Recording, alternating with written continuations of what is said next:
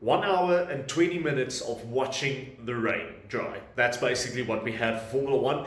And then we got nothing. Nothing. This race was extremely boring and it sucked watching it. And it's probably sucked for the drivers as well because I'm sure they wanted to race. But here is the biggest problem coming from it. If the FIA stewards allow the race to go ahead, something bad happens, then we, and I promise you, we fans of the sport will absolutely go on and just be the nastiest bunch of people to the FI stewards if they went along with this race and if there was a problem.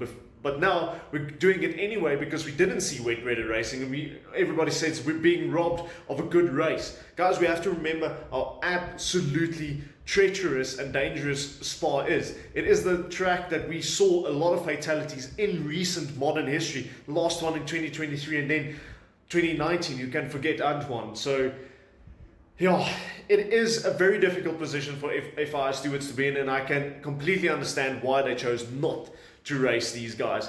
But it is still a little bit disappointing. 20 of the best drivers in the world and we aren't letting them race because it's not safe. At least there was a point where you could say, oh, well, it's dry enough, let's just go out and see what these guys can do on wet tires, because why bring the wet tires in the first place? Just say the wet tires are not going to be available anymore and we're not going to race in wet conditions anymore. Just do that from the get-go.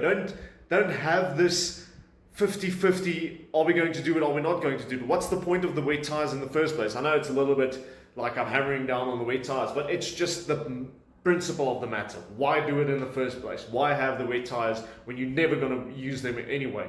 And it is because the cars are the way they are. They're extremely aerodynamically dependent, and this track, fast corners, high downforce, you need that through the corners. And then of course there's high speed straights where you don't need downforce, so a lot of cars are going to compromise on downforce, and then it just becomes that much more unsafe for the cars out there. So it was just a difficult thing all around, and what was really difficult was Lando Norris. He couldn't get grip of anything.